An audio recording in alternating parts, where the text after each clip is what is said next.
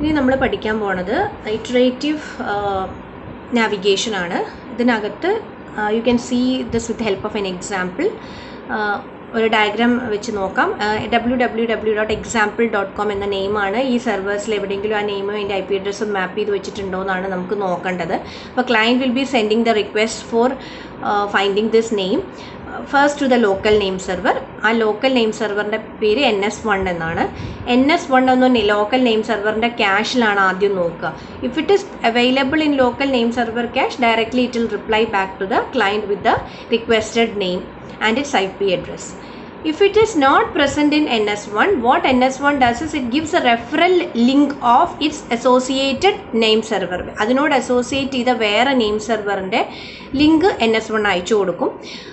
അതിലേക്ക് അടുത്ത റിക്വസ്റ്റ് പോകും. That may be NS2. അപ്പോൾ NS2 ഉണ്ടെങ്കിൽ NS2 വിൽ റിപ്ലൈ ബാക്ക്. ഇനി NS2 ഇല്ലെങ്കിൽ NS2 will be sending the referral link of NS3. പിന്നെ NS3 ചോദിക്കും. NS3 ഉണ്ടെങ്കിൽ NS3 will reply back to the client. This process continues until the name is resolved. Okay. Now we'll move to the next method, multicast navigation. In multicast navigation, client endu cheyum, it will multicast the name to be resolved to a group of name servers. Adinod associate ചെയ്ത എല്ലാ name സെർവറിലേക്കും ഒരു multicast request അയക്കും. Okay, if a server finds the name and its IP address, it will respond back. Okay, others ഒന്നും respond ചെയ്യില്ല. Only the server that holds the named attributes respond to the request of the client. That is multicast navigation. First two methods എന്ന് പറയുന്നത് ഒന്ന് iterative and one second is multicast. The third one is server controlled navigation. അപ്പോൾ നമുക്ക് what is server controlled navigation എന്ന് നോക്കാം. Server controlled എന്ന് പറയുമ്പോൾ നമ്മൾ ഈ രണ്ട് മെത്തേഡിലും ലോക്കൽ നെയിം സെർവറിലേക്ക് അയക്കുന്നു, പിന്നെ നെയിം സെർവറിൽ നിന്ന് അടുത്ത നെയിം സെർവറുകളിലേക്ക് പോകണം. ഇനി റിക്വസ്റ്റ് പോകണം. ഇതിൽ സെർവർ കൺട്രോളിനാകുമ്പം the local name server through ആണ് എല്ലാ കമ്മ്യൂണിക്കേഷനും നടക്കാൻ പോണത്. അപ്പോൾ will see how it is done.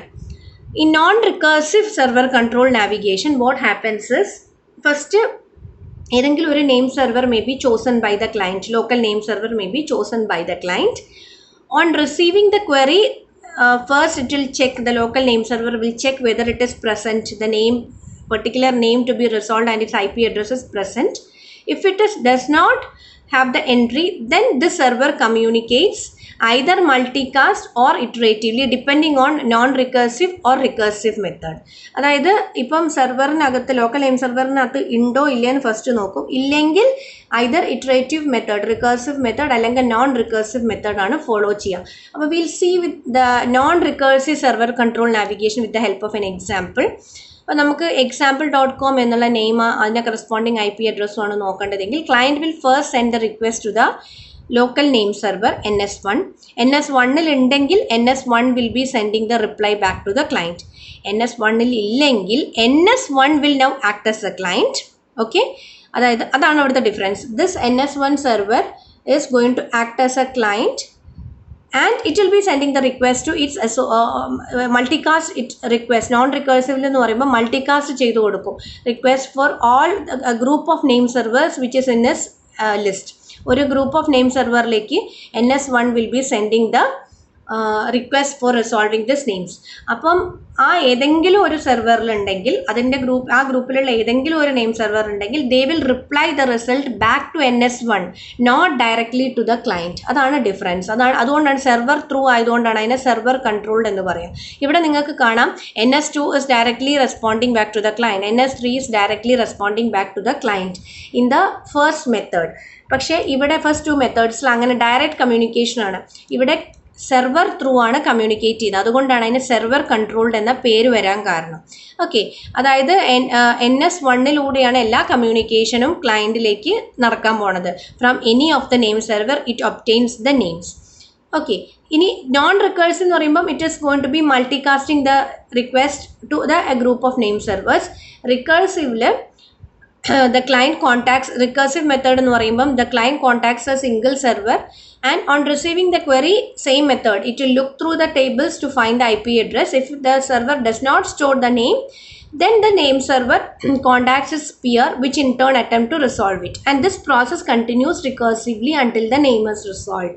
Okay, അപ്പോൾ ഈ മെത്തേഡ് എന്ന് പറയുന്നത് റിക്കേഴ്സീവ് മെത്തേഡ് നമ്മൾ ഇറ്ററേറ്റീവ് മെത്തേഡ് പോലെ തന്നെയാണ്. പക്ഷേ ഇവിടെ ഡിഫറൻസ് എന്ന് പറയുന്നത് communication happens through the local name server എന്നാണ്. First the client will be sending the request for the name to be resolved, that is example.com.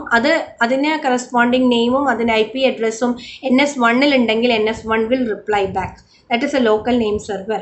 If it is not present in NS1, it will send the request. It will now act as a client. It will send the request to the associated name server.